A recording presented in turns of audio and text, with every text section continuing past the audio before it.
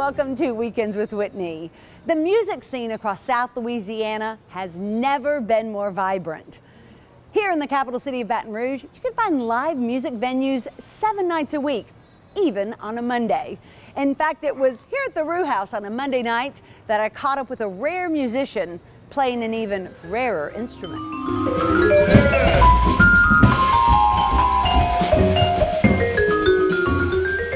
It's the vibraphone, and Dr. Charles Brooks is one of the best vibe players in the country. We'll show you how he does it and how he's teaching his talents to the next generation. Plus, meet international artist Rigsby Frederick, who does everything on a grand scale. I'll take you behind the scenes where he works his magic on everything from steel to stone. Then Dr. Nick shows us the importance of transitioning the child-parent relationship into adulthood for a bond stronger and healthier than ever. But first, rich musical talent has long been the fabric of Louisiana, but that fabric has never been woven so tightly or woven so beautifully.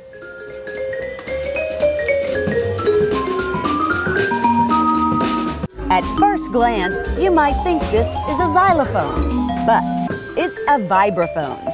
They're rare, and so are the musicians like Dr. Charles Brooks, who play them. There's Mike Dillon in New Orleans and Jason Marcellus and myself, and then to find another vibist, you have to go all the way up to Boston or all the way over to Colorado. Unlike the xylophone, the vibraphone has pedals, which gives it a jazzier vibe. Plus, it can use synthesizers. There's only a few cats that are playing with the electrics because it is a hard instrument to play. The grip is much different from everything else you study in colloquial curriculum, and it takes some time to get used to. I just took to it. As soon as I did it, I was like, I'm in the water now and I'm fine. It's more versatile than most instruments, which makes it ideal to create Louisiana's musical style. If they do want a piano sound and they just need that timbre, I can turn it on piano and I can be the piano guy. Dr. Brooks teaches and mentors 22-year-old drummer Devin Trusclair. He says the vibe is a lot harder than it looks. I can play the vibes. Oh. I can play about 2 notes on the vibes. So technically, yes, I can play, but as well as him, nah, never. Yeah, it looks really... He's probably he is one of the best in the world. And I'm not just saying that because he's standing right there. But Dr. Brooks says music is much more than hitting the right notes. And fancy musical stuff, it's like in the gumbo, but it's not the main ingredient. The thing that ties that all together is the connection between the people. That's why 6 years ago, he became a professor at BRCC. He's built what is now possibly the best college entertainment and audio technology departments within an 800-mile radius of Baton Rouge. When I got here, because no one had been teaching this yet, all of this stuff was in boxes and we were all sitting on floors. He's grooming these students to be cutting-edge producers in the music, film, and video gaming industries. They have a large part of telling the story of the movie. Without the sounds, the story doesn't have the impact. William Desendorf came to BRCC to get a degree in business, but he hated it. When he took an audio class for fun, he found his passion. We came in here and we made like a minute-long movie, and for an entire semester we just worked on, and it's amazing how much work goes into just a minute of actual footage, like as far as movies and like sound stuff goes. He prefers, though, the sound of a music career. Really just the idea that like I could be like the next Quincy Jones or something like that. Somebody that does music, but at the same time he records and produces for all these great people like Michael Jackson and all these other artists. One of the amazing things that students here get to learn is how to take all of this equipment. It's about $200,000 worth of equipment. They can take the sounds of real musical instruments played by people, or they can also take digital sounds and create their own music. They can do it together in a combination, or really just about any way they want.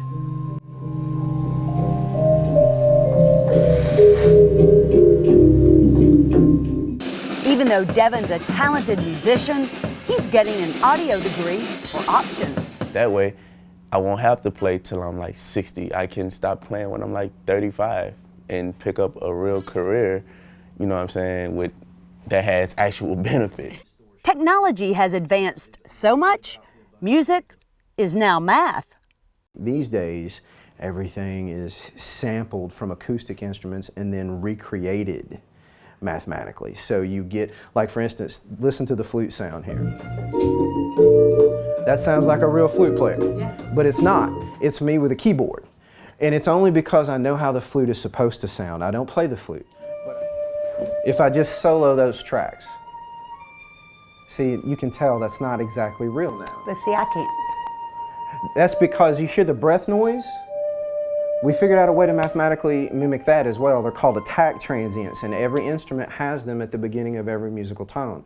So when we figured out that there was math for that and math for the musical note, yeah, we changed the whole game. Are we ever going to replace the musician with all the computer stuff? No. In my opinion, I don't believe there is any artificial intelligence that can make up for what happens in here. Because an ear for music begins in the heart. This is much, I guess it's more like my therapy. It's really one of the ways that I get to stay kind of sane when stuff is kind of crazy. So for me, this is like going home. What a wonderful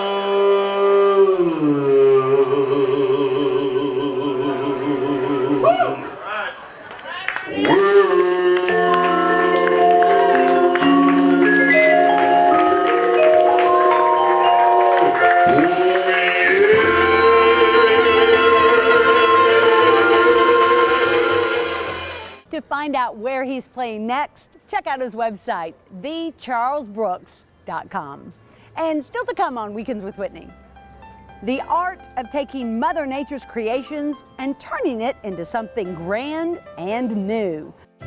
Then Dr. Nick shows us healthy ways to transition the child-parent relationship into an adult one after this. Maggio, the only way to go. Maggio Buick GMC, your satisfaction's our specialty. We really deliver on Falls River, here in New Roads. Small town atmosphere, legendary service for over 60 years. Maggio, the only way to go. The only way to go, that's Maggio. Atlas Foundation Repair, fixing your foundation problems for more than 30 years while preserving and protecting your trees. Welcome back to Weekends with Whitney. Well, you can find art forms almost anywhere, but you're about to meet an artist who takes some of the Earth's most unyielding materials and turns them into amazing things, proving that that too is an art unto itself. Steel, stone, wood, leather, even hair.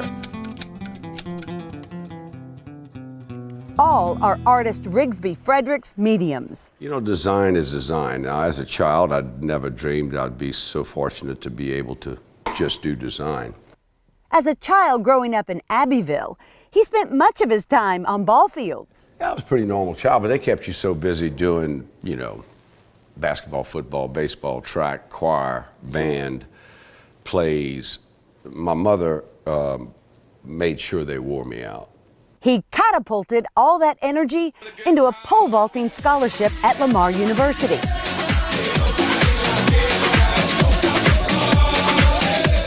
He later transferred to LSU and made Baton Rouge home.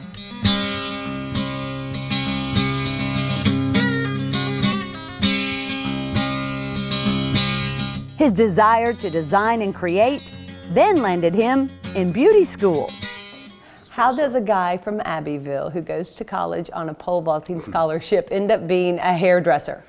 You know, I was concerned about telling my parents about it, and they were high-fiving me because they knew I needed something that kept my attention. he caught the attention of soon-to-be world-renowned hairstylist Sam Bricotto. Sam was one of the 5 salons I'd go to after work, you know, just to watch. And Sam made it clear when I got out of school, and I thought I was working somewhere else, and it turns out that I went with Sam, and it was a great friendship, mentorship. Now we mentor each other. He's got places in New York, and we still stay in contact.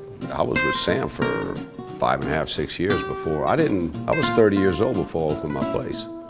Opening his own salon was a gutsy, bold, and risky move. But he went out on a limb and did it.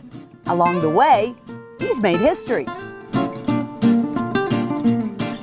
There's actually no other hair salon in the history of Baton Rouge that has been successfully open for 30 years. In those 2 years, he not only cut and designed hair, he got into the art of photographing it.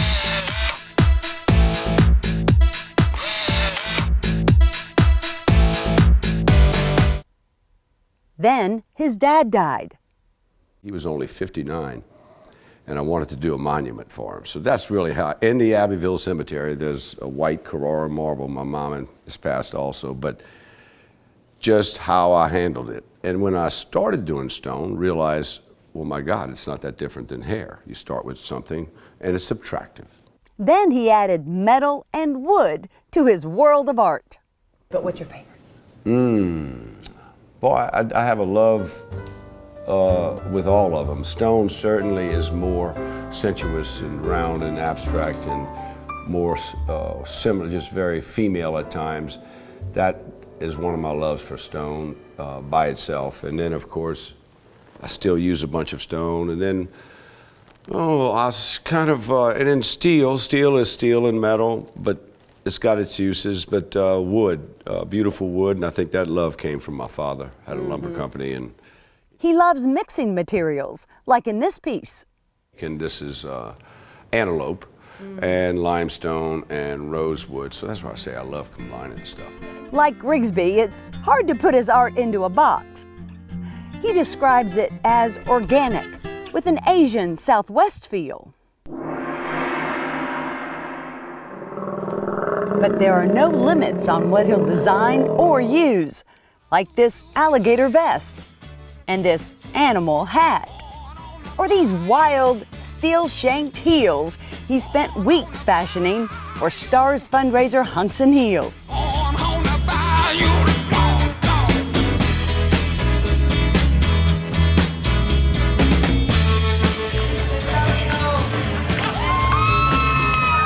Either the material will motivate me or a need or both, like spending 40 hours on high heels, hypothetically.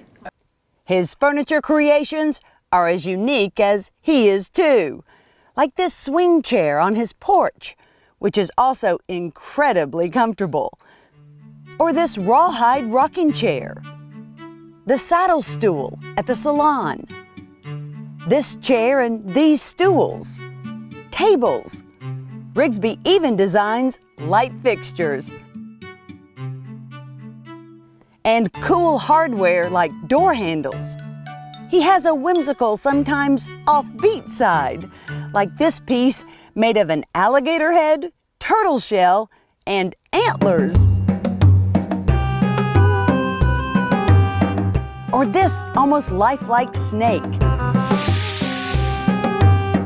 And this big fish. You want to stay young, do something every day that you haven't done before, because creative thought is the highest form of thought. I mean, it's not, we have a roof over our head, we have food, and once you have the basics taken care of, then all that fills my waking hour is creativity and taking care of people. And that's why I still do hair, is because I get immediate results all day long. To get remarkable results, Rigsby says, know the essence of everything. Everybody has a fingerprint. Well, the wave in your hair is individual to you, your swirls, everything. Every piece of wood and every piece of stone has a grain. Everything has its own life, and you have to work with the grain or the wave. His work's been featured at art shows in New York, Berlin, and this summer, France.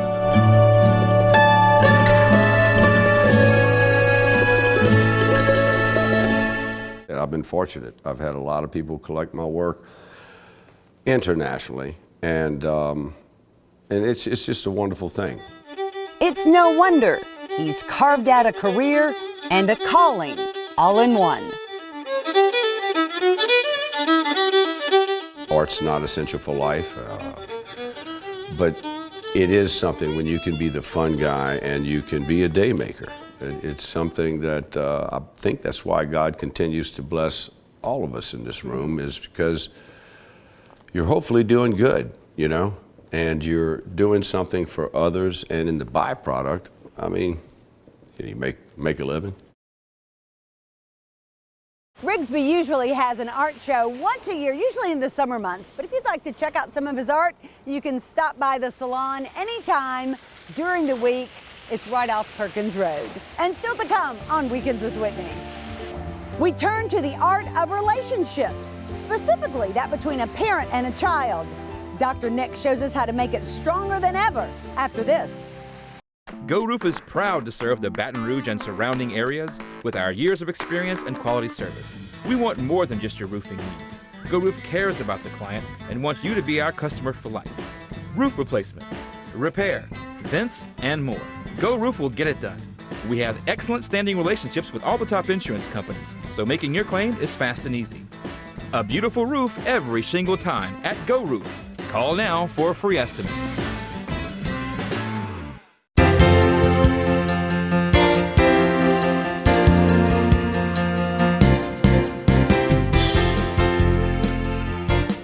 Welcome back to Weekends with Whitney. The college kids are coming home. The high schoolers, some are getting ready to head into that final stretch of their senior year for graduation.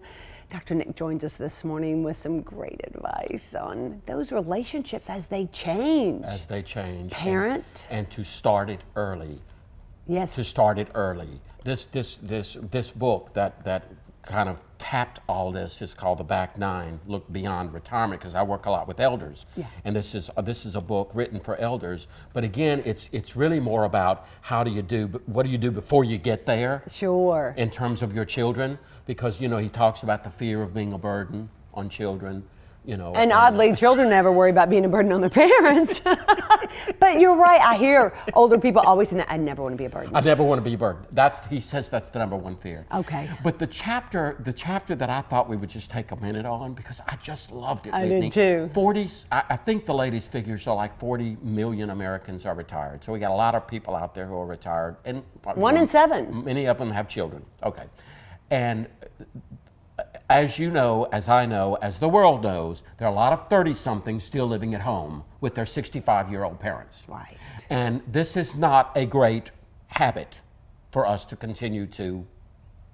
There's a lot of enabling endorse. on both sides, Yes, a lot of times yes, in that yes. situation. And he, if I may read it, I don't like to read, but he wrote something, and I just wanted to share this with our viewers. He says, the best thing I did as a parent was sit with each daughter as they graduated from high school and say to them, quote, I have put a lot into your life, but I have also gotten a lot out of it as well. So we are even. Let's quit while we are even. I don't want to be parent anymore. I will educate you as far as you want to go, but I do it because I believe in you, not because I owe it to you. From this day forth, I want you to live your life the way you think it should be lived, and if I have a problem with it, it will be my problem, and I will deal with it. And then he goes on to say, we began to build an adult-to-adult relationship. That moment on. I can't tell you how many times I've had to bite my tongue, how many dates that were brought home that were scraggly, some who I was afraid were going to be sons-in-laws. And then he goes on to laughingly and comically to talk about the building of the adult-to-adult relationship. Whitney, that's a great quote. That is. I mean, we're even. We're and it's even. not sarcastic. It's not a detachment that I don't love you. No, or that I'm never going to do anything or that for I'm you. never going to do, or that you're not going to do for me. Right. But hey. But I'm out of that role of I want to support, and I also loved it because I want to do it, not because I owe it to you. Mm-hmm. And I just think that that's a strong way of starting early to basically say, don't be thinking you're going to come knocking on the door. Right. No, you know. Yeah, you're an adult, and I. The only thing that I would add to it is I think it would be great for a parent to say to that son or daughter, this world is tough. And there are going to be a whole lot of distractions out there as you move to get your wings. Drugs, the freedom to do what you want to do, you know, sure. the credit card that you think you can just max out and worry about it tomorrow. I mean, it would be, I think, helpful to somewhat instruct as to what's out there, again, so that just to let you know that. Yeah. Well, I mean, I know 40 and 50-year-olds who still call their parents, Mom, I've got a problem with, and it's more that whiny. It is. I'm still the little kid, Yes. and you have to rescue me instead of perhaps seeking an adult-to-adult relationship. Yes. I'm struggling with this right now. Do you have any advice? Yes. And do you hear how wonderful that's why I keep going back to that great quote. It's a wonderful detachment. Yeah. It is. It's basically saying, don't come to me whining. Yes. It's like, you know, you're not a child anymore, and I love you, but then again, we don't have Doug Manning here to tell us, but I bet you that was hard for him. I bet it was. It's not easy for a parent to say, I want an adult-to-adult relationship with my children. Oh. Wouldn't you? You have 2 children. You sure? Oh, but I look forward to the day. You do? I do. You do, good. It will be wonderful. Good. Well, see, I like hearing you say that, because I think Yes. that's great. And I know that you're worried about being a burden on your children, but I mean... No, I don't. I don't worry about that at all. I look forward to that. You know, yeah. And which brings me to this whole notion again of independent living and assisted living and nursing home. You know, Whitney, we tried to take care of my dad. My sister tried to take care of my dad. It's a different world. They both went to work, and all the kids went to school, and Daddy was isolated. Oh. The independent and the assisted living was great for him because it was communal. It was communal. I mean, I used to have real problems with it, but now I'm very much, it's a great way to age. Oh, and you saw him how happy he was. So happy. My uncle is in independent living right now in Birmingham. You should see he's taken up art. He paints all the time. He sent me beautiful. Uncle Jerry. Uncle Jerry. He paints horses. They're beautiful. And of course, you know, he's like, oh, they're not. I'm like, Uncle Jerry, I don't care if they looked horrible. I'm so glad you're doing something. You know, but we have that kind of adult-to-adult relationship. Yes, you do. With him. Where are we going when we get old? Have you decided Well, yet? I want to go to the beach and be a bartender and you be a cocktail waitress. I don't know how many times I have to tell you. I know, we just need to find an assisted living home on the beach. We may have to build it, Nikki. Why don't we build one? Oh. By then, there might be 70 million. You know, it's a thriving economy. It is. You know, when you talk about the need. It is. The need is great. You've done work with elders. Oh, yeah, I love it. You see how wonderful they are. But I'm so glad you gave me the opportunity to talk about this break. It made me think. Yes, ma'am. It really made me think. Now, I want to ask you something. Do you think after high school is too soon? Because that was my only question, and I know we're probably running out of time. But I wondered, was that the best time? You know, I would say every family has to do it on their own. It will either be after high school or after college. After college. Either one. Okay. But it does give them, you know what I like about that? There's a lot of ownership in it for the child. Whereas you are going out to college, you're not under my roof. I don't call the shots anymore. You call them. Make the right decision. So. Yeah. And I'm going to bite my tongue. Yeah. And I'm going to deal with it if I've got a problem with it. That's really healthy.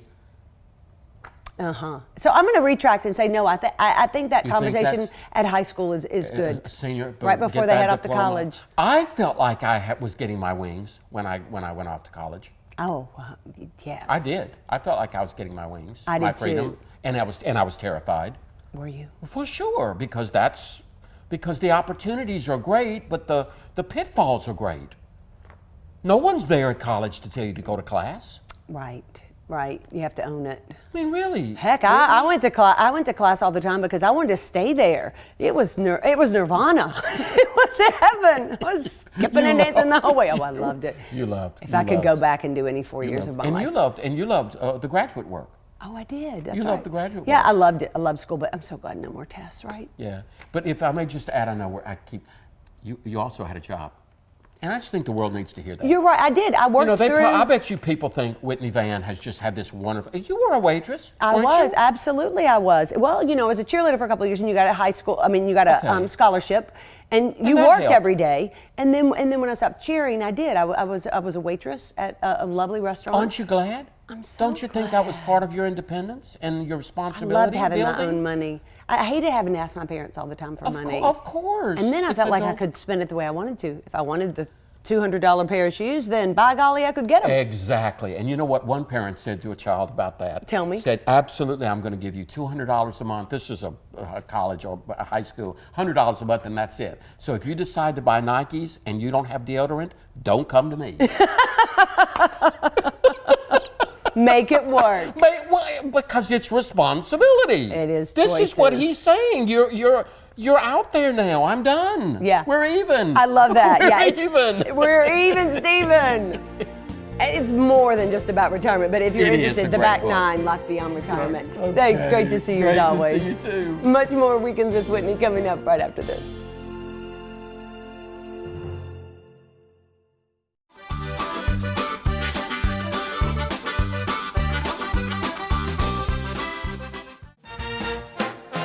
Spread your wings and fly away with me. We can go where. Visit Stabs, the Little Village in Shucks, where the experience exceeds your expectations. Atlas Foundation Repair, fixing your foundation problems for more than 30 years while preserving and protecting your trees. Thanks for spending part of your Sunday with me here on Weekends with Whitney. I hope you have a beautiful day. We leave you with more of the beauty of water.